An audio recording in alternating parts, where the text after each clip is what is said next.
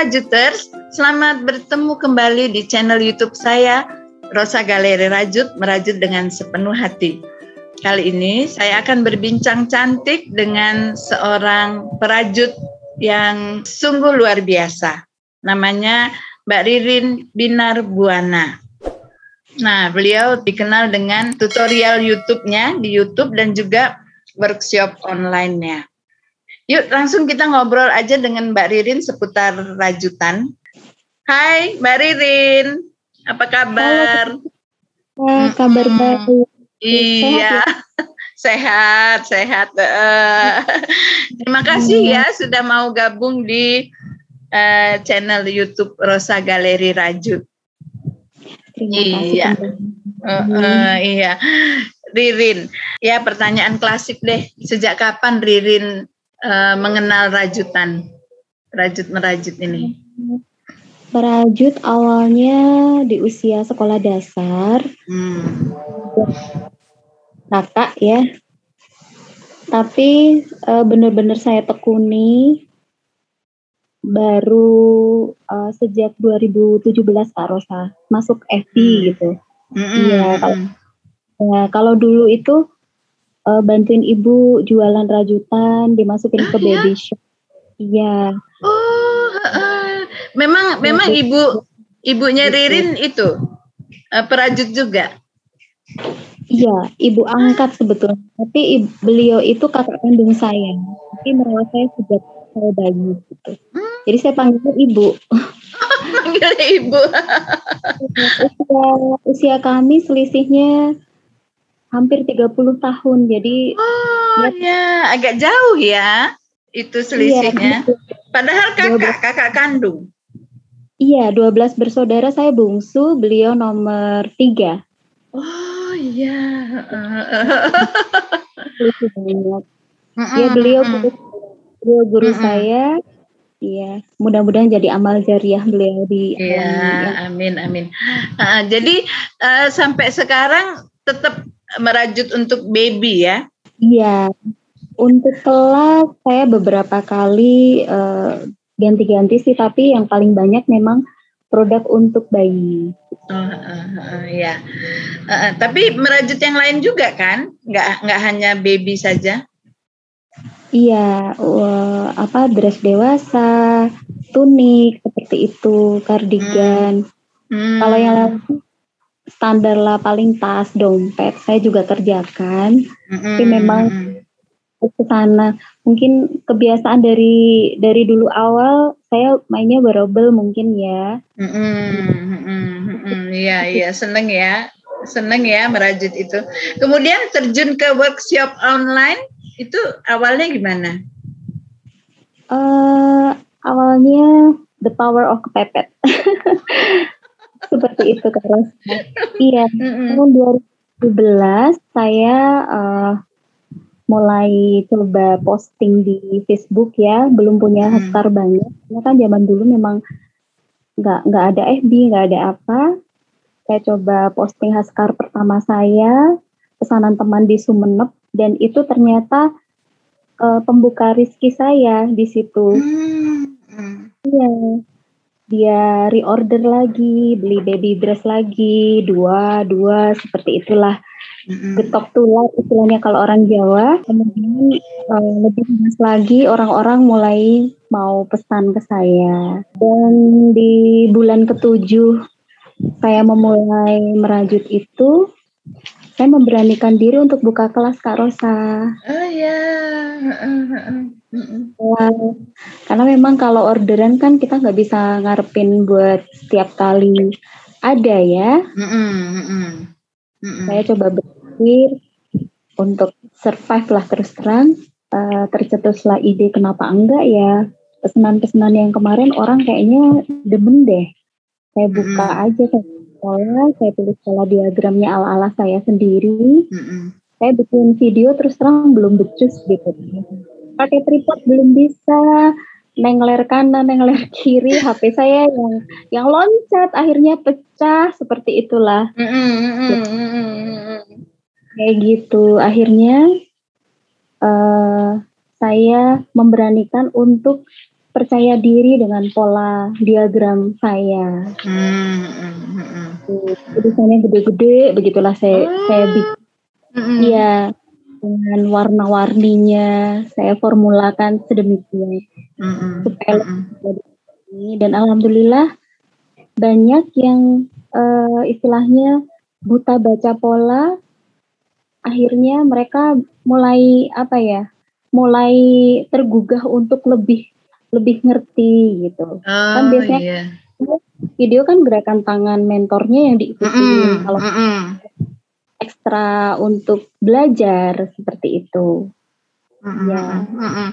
Nah, kemudian yang ada YouTube-nya juga kan, Mbak Ririn nih ya? Iya, tapi saya newbie ya, saya baru pemula. Iya. Itu juga karena kita harus mengemas pola itu untuk ringkas, demikianlah intinya.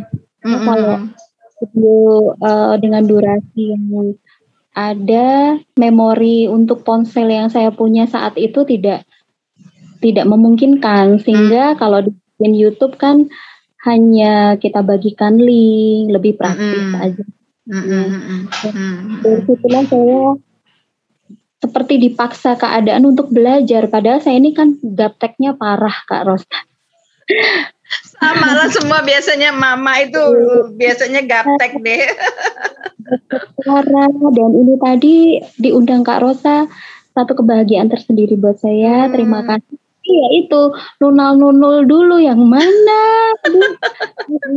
Karena sebelumnya belum pernah ya pakai Zoom ya kali ya. Belum pernah.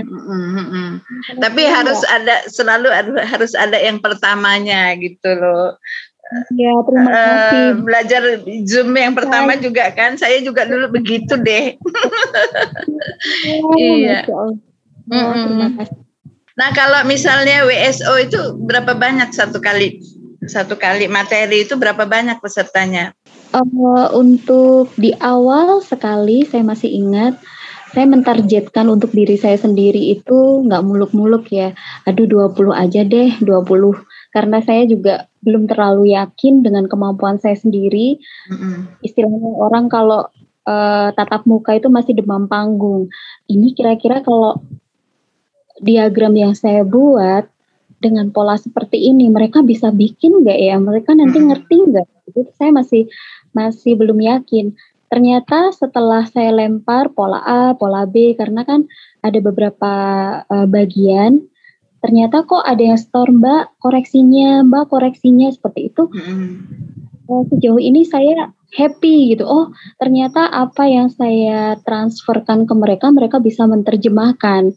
Dan dari situ saya mulai timbul percaya diri. Oh, berarti saya ternyata bisa gitu. Dengan cara saya ini bisa diterima seperti itu. Nah, lambat laun ya dari target saya sendiri yang 20, di awal mula itu mungkin ada 100, tapi kan kadang-kadang dari 100 itu ada yang nggak lanjut sampai ke kelas belajar, baru diskusi, itu Kak Rosa. Intinya sekitar 80 di awal, itu mungkin seperti menjadi penyemangat buat saya. Iya. Pasti dong semangat, walaupun nggak 100% menyelesaikan ya, tapi iya. Untuk Rosa juga gini, walaupun mereka tidak menyelesaikan, tapi selalu Rosa dorong mereka, ayo dong, mana tunjukkan ini karyanya. Kalau ada kesulitan, diungkapin aja. Siapa tahu kita bisa menyelesaikan ya, membantu untuk keluar dari kesulitan itu. Iya, Kak Rosa, iya. Iya. Sejauh ini keluarga mendukung anak-anak. Ririn ada berapa sih anaknya? Anak saya ada 2, tapi masih usia kecil ya, 3 SD dan 6 SD, Kak Rosa. Tapi senang mereka kalau ngelihat mamahnya merajut. Ya, awal mulanya mereka tanya, ini ngapain sih, Ma? Kalau anak saya yang kecil, dia sudah mulai bisa bikin konektor, tusuk yang sederhana lah, tusuk rantai, tusuk single crochet, double crochet, dia tahu. Picot seperti itu. Tapi kalau yang gede ini nampaknya nggak ada ketertarikan. Dua hal yang berbeda. Iya, dan juga nggak bisa dipaksakan kan? Nggak bisa Ya, merajut itu bukan hal yang bisa dipaksakan ke orang lain gitu. Mesti muncul dari diri sendiri. Iya. Iya. Nah, dari karya-karya Mbak Ririn yang sudah dibuat itu udah dipasarkan kemana aja? Maksudnya siapa aja yang sudah pernah menjadi customernya Ririn? Secara luas sudah sampai ke mana ya? Dari Sabang sampai Merauke, insya Allah saya sudah merasakan. Ya. Saya hanya mengandalkan Facebook, kalaupun dari mulut ke mulut, tetangga sekitaran mungkin adalah, tapi tidak banyak. Terus terang kalau yang offline, yang banyaknya justru online Kak Rosa, dan customer saya, kebetulan kebanyakan itu bapak-bapak justru. Mereka menghadiahkan kardigan, baju bayi untuk anaknya, untuk istrinya, itu Kak Rosa. Dan kemarin 2020 saya sempat vakum dari bikin kelas karena lagi booming itu ya konektor lagi boomingnya, sempat lah orderan yang lumayan buat saya. Jadi saya nggak sempat untuk fokus ke kelas, fokus itu nyetak konektor. Senang banget ketika kita kumpul di kelas, nggak bisa berinteraksi dengan banyak teman, itu beda rasanya, kepuasannya beda memang. Yang saya rasakan kebahagiaan saya merajut itu setelah berada di kelas, kok rasanya tuh senang ya, ditanya-tanyain, ada yang begini, ada yang begitu, tuh satu kepuasan tersendiri. Ternyata kita ngerjain orderan, kita dapat nilai ekonomisnya mungkin ada nampak, tapi kebahagiaannya beda terus terang. Iya. Ada yang mengalir ya, ada yang mengalir dari dalam diri kita ya, ada ilmu yang kita bagikan gitu ya. Insyaallah, amin. Iya. Itulah kenapa kemudian saya mentargetkan untuk diri saya sendiri minimal gitu, tidak sampai terjeda lama 1 tahun, itu nggak harus 1 bulan sekali ya. Kebetulan kemarin juga sempat sakit, sudah ada program kelas dan delay lama, minimal 2 bulan 1 kali lah. Tapi karena saya sedang promo channel saya kemarin, ya saya gencar bikin kelas free gitu.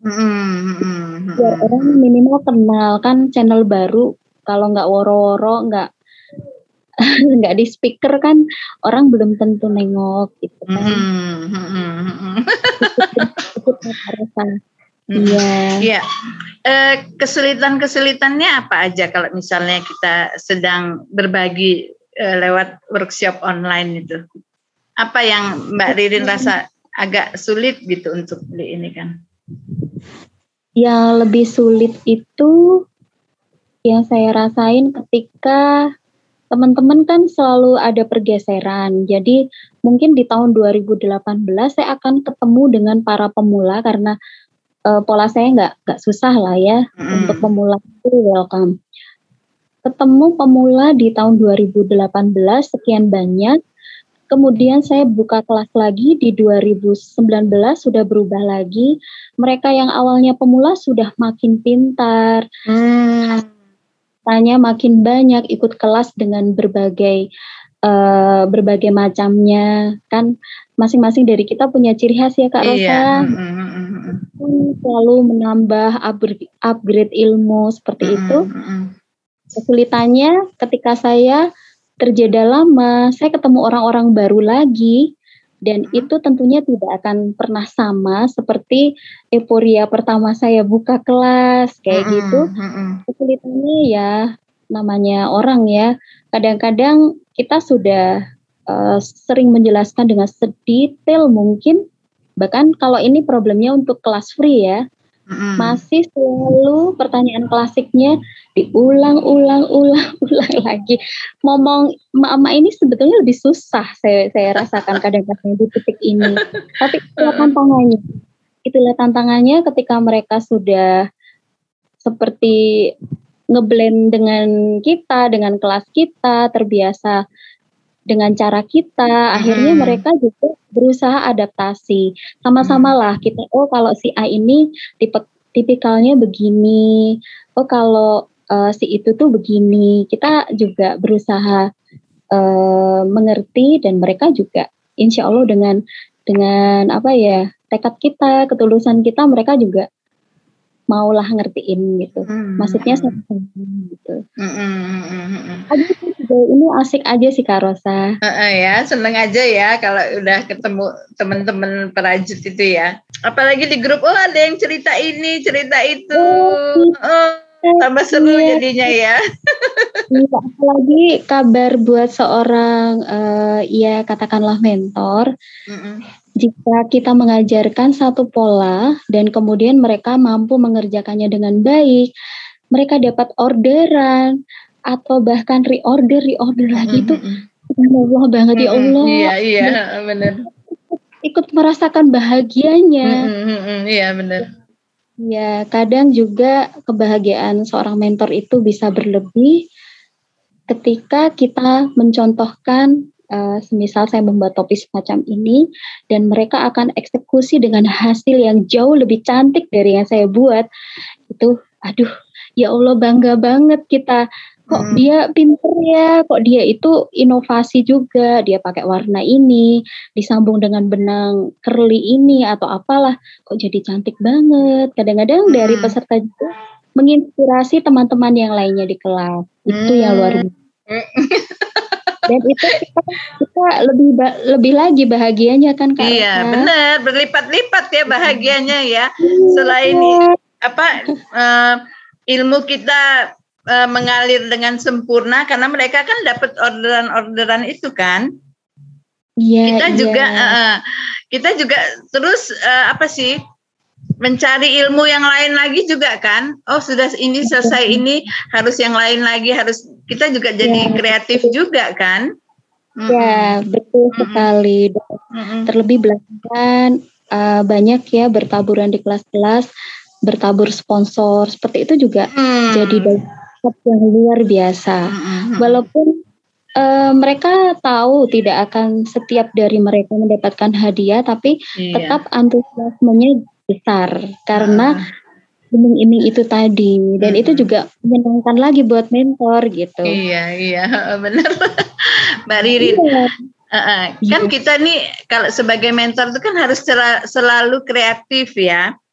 Itu mencari inspirasinya Mbak Ririn dari mana? Kalau mau buat sesuatu yang baru kan harus buat baru terus kan ya? Iya betul. Mencari inspirasi dari mana? Dari banyak hal. Misal saya pernah membuat WSO dress anak. Saya kasih tahu saya kasih nama label saya dress anak Ataya. Waktu itu saduran hampir 80% pola yang diturunkan ibu saya buat. Saya tahu persis prosesnya. Dulu ketika menyodorkan ke baby shop itu nggak langsung ACC kan, kadang-kadang ininya nggak suka, ini ibu saya rubah, dan akhirnya diajarkanlah ke saya pola yang sudah disepakati itu, dan itu saya WSO-kan dengan sedikit tambahan atau sedikit modifikasi dari saya. Itu satu, inspirasinya dari ibu saya. Yang kedua, karena saya suka coret-coret, dulu kalau zaman dulu kan beli kain, dijahitin ke penjahit itu saya gambar sendiri. Kadang dari gambar itu, bentuk di bagian dada ini segitiga, bagaimana kita membuat kemiringan. Itu saya coba-coba, akhirnya dapat kira-kira sesuai sketsa yang saya buat, saya terjemahkan ke benang. Hal lain, ada yang berseliweran di Facebook itu grup-grup luar, seperti itu banyak ya, cantik-cantik Kak Rosa. Kok bagus ya, kadang ada dilampirkan pola, kadang enggak. Tapi sejauh ini saya berusaha untuk tidak istilahnya menduplikasi persis dengan pola yang berseliweran. Saya ambil satu bagian atau beberapa bagian, yang lainnya saya berusaha untuk merubahnya ya, merubahnya atau membuat beda gitu, hanya inspirasi dari mereka, dan tentu saja inspirasi yang lain dari prajut-prajut teman kita sendiri, termasuk Kak Rosa. Tapi ini kan tingkat kesulitannya, saya lihat kalau yang Kak Rosa tekuni ini lumayan. Saya juga belum tentu mampu gitu. Bisa. Kalau sudah bisa bikin DC, SC, pasti udah bisa ininya. Kalau pasti rumit-rumit. Kalau di saya ya relatif level mudah sekali lah. Itulah kenapa bisa dipastikan peserta dari waktu ke waktu akan terus berubah, karena mereka lihat Mbak Ririn kan yang gampang-gampang, aku udah sama Oma Liong yang keren-keren, saya udah sama kamu. Misalkan kalau di saya, ini gampang banget, pasti akan berubah dari waktu ke waktu, banyak prajut pemula lagi kan. Iya, tapi kan lagi nggak usah kecil hati karena selalu ada yang baru kan. Iya, itu dia berinvestasi. Iya, karena. Tapi kalau habis vakum 1 tahun kemarin berasa Kak Rosa beda. Ya. Jadi iya. Kalau kita berkesinambungan itu kebahagiaannya juga berterus-terusan. Tapi kalau kita sempat jeda tuh ya agak istilahnya kalau bahasa Jawa tuh ada kagok lagi. Kayak untuk mulai baru lagi ya. Untuk mulai baru lagi, kita promo baru lagi. Apalagi kayak kemarin Facebook ini ibaratnya kan kayak tempat jualan kita ya yang online. Saya sempat ke-hack, saya udah kehilangan akun, saya bikin baru, itu kayak berasa ingin nangis gitu.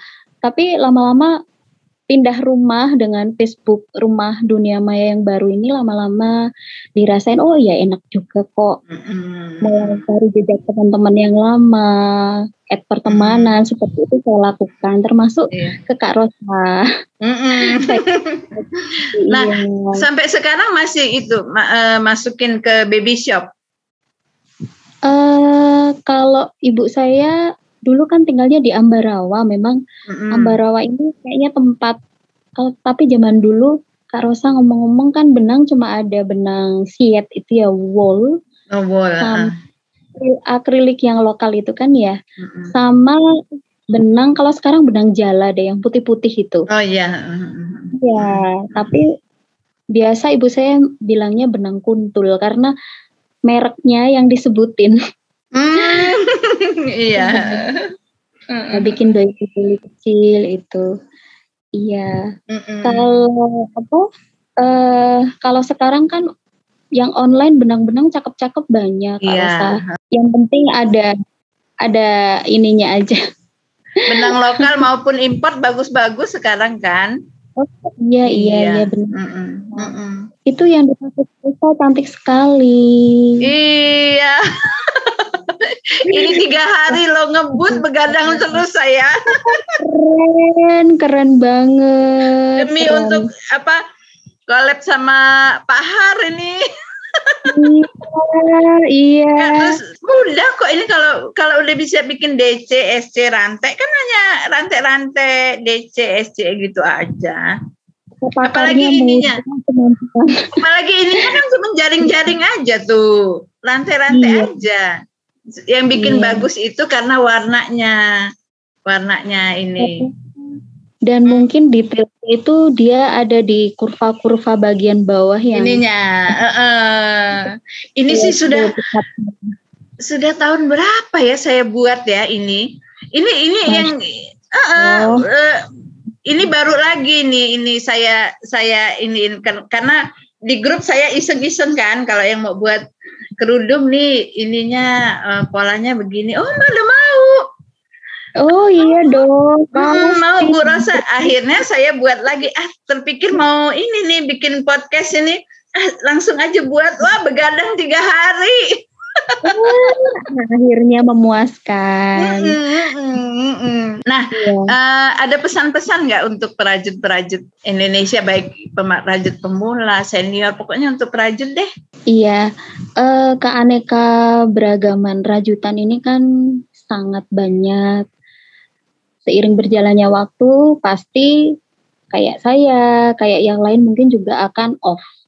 Akhirnya maksudnya tidak akan sering tampil di permukaan, dan prajurit-prajurit pemula harus selalu semangat. Tidak usah berkecil hati jika misalkan masuk ke grup-grup yang mana teman-temannya udah pada keren-keren hasilnya, dia masih agak kasar, seperti itu kadang berkecil hati. Harus selalu semangat karena seiring berjalannya waktu, keterampilan itu tidak jalan dengan sendirinya. Kita jadi seperti ini juga butuh proses. Dan proses itu melalui belajar dan belajar, jangan bosan belajar. Entah dari seseorang, entah dari buku yang dipunya, entah dari YouTube, Pinterest, dan banyaklah. Di era sekarang harus banyak bersyukur, karena dulu kita, kayak ibu saya ngajari DC itu kan tunggak-tunggak gitu bilangnya. Iya. Jadi saya untuk adaptasi, iya. Kalau SC itu bilangnya tusuk mati gitu. Iya benar. Nah itu untuk mengadaptasikan diri saya sendiri ke bentuk pola diagram. Kok ini namanya double crochet, kok yang seperti ini single crochet. Itu juga saya belajar, dan teman-teman yang lain pun akan banyak celah lah untuk menjadi lebih hebat, lebih maju. Bahkan kita nanti bisa jadi akan belajar dengan para pemula. Seperti itu. Jadi harus selalu semangat. Yang penting semangat, selalu berpikiran positif. Karena kan ya banyaklah kadang-kadang ini gelombangnya kalau di dalam kelas ya Kak Rosa. Iya. Belum lagi kalau udah main Facebook, dengar sana, dengar sini, macam-macam, sudah abaikan saja. Yang penting kita niat belajar. Iya.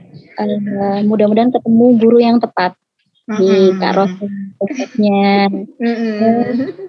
Dan kita harus harus juga belajar ke banyak guru yang lain ya, supaya ilmu kita juga bertambah banyak gitu.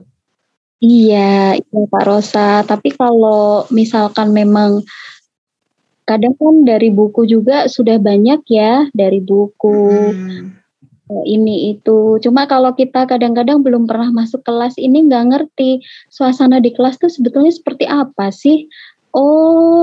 Diajarin begini, ada trik-triknya juga. Kalau mungkin kita belajar sendiri, kita nggak akan pernah tahu. Yang satu lagi tantangannya kalau di kelas akan ada perbandingan, dalam artian temen yang itu ya dia udah skor kok bagus ya, kita belum, kita bersemangat. Terus nanti kita lihat punya kita sendiri, kita bisa punya ukuran untuk diri kita sendiri. Oh berarti aku kurang nih, aku tarikannya masih kendor nih, aku masih harus banyak belajar. Dan nanti lama-lama ketemu sendiri passionnya di mana. Seperti itu, insya Allah akan sangat nikmat di situlah. Nikmatnya ya Kak Rosa ya. Iya benar iya deh. Oke deh Ririn, makasih banyak ya, kita udah ngobrol, sudah berbagi cerita. Sama-sama. Kayaknya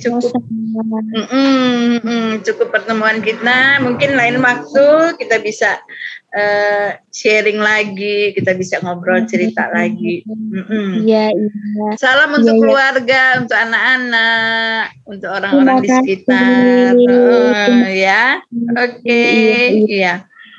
Rajuters, demikian perbincangan menarik saya dengan Mbak Ririn Binarbuana.